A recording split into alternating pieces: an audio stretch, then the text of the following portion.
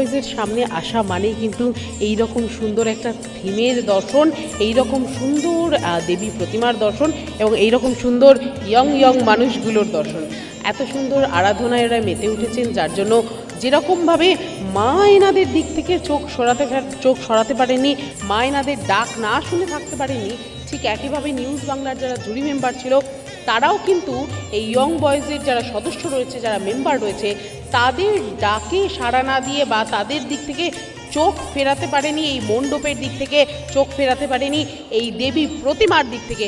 তাই জন্য নিউজ বাংলা সরস্বতী সম্মান 2026-এর মধ্যে যে কম্পিটিশান, সেই কম্পিটিশানে কিন্তু এই ইয়ং বয়েজ ক্লাব পেয়ে গেছে সেরা সম্মান। আপনাদের সম্মান আপনাদের হাতে, সবাই মিলে ধরুন, সবাই মিলে। Three cheers for young boys! Three cheers for young boys! Three cheers for young boys! Three cheers for young boys! Three cheers for young boys! Three cheers for young boys! Three cheers for young boys! Three cheers for young boys! বলো সরস্বতী মা কি! বলো সরস্বতী মা কি! বলো সরস্বতী মা কি! কি বলবেন, কেমন লাগছে?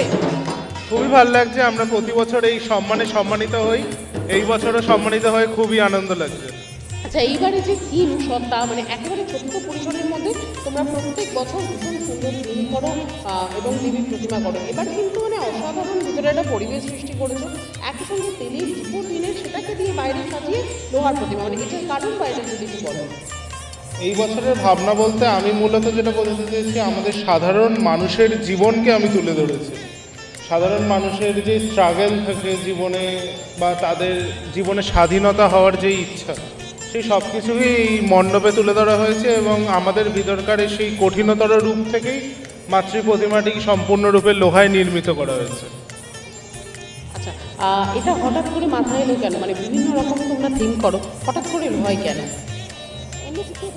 অন্য কিছু হতে পারতো, কিন্তু আমার মনে হয়েছে এই মানুষের জীবনটাকে তুলে ধরা দরকার সবার সামনে। তো সেই মানুষের স্ট্রাগলটাকেই আমি তুলে ধরেছি এই বছর। মা সরস্বতীর কাছে কি চাইলে? মা সরস্বতীর কাছে এটাই চাওয়ার, যাতে সবাই ভালো থাকে, সুস্থ থাকে এবং আমরা এইভাবে প্রত্যেক বছর যাতে সবার কাছে নতুন একটা কোনো থিম নিয়ে উপহার দিতে পারি। কি বলবে, কেমন লাগছে? খুব ভালো, অনেকটা। মানে প্রত্যেক বছরের মতো এবারও যে এত সুন্দর আমরা উপস্থাপনা করতে পেরেছি মানুষের কাছে, তো আমরা সত্যি আপ্লুত। এই সরস্বতী পুজোর আগেই এরকম একটা সম্মান তোমাদের হাতে চলে এসেছে, কেমন লাগছে? দারুণ দারুণ, মানে খাটনিটা সার্থক লাগছে আজকে। কতদিন লেগেছে এটা বানাতে? এটা তাও 1 থেকে 1.5 মাস। 1 থেকে 1.5 মাস সমস্ত কাজ ছেড়ে তোমরা বানাও?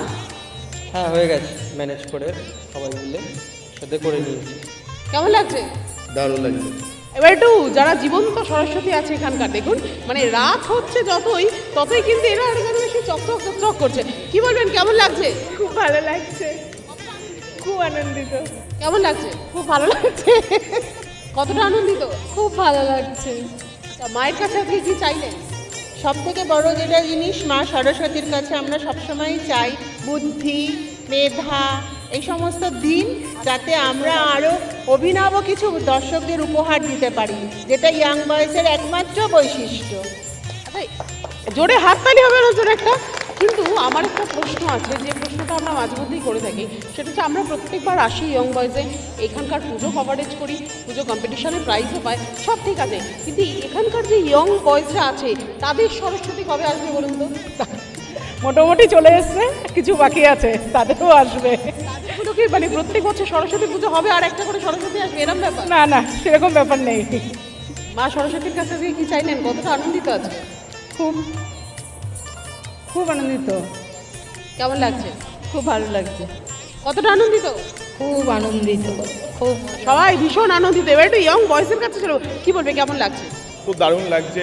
আমরা এই নিয়ে পরপর 4 বার নিউজ বাংলা অ্যাওয়ার্ড পেলাম, তো উপহার পেতে সবারই ভালো লাগে, সামনের দিনে কাজ করতে আরও ভালো লাগবে, আরও মোটিভেট হলাম এরকম।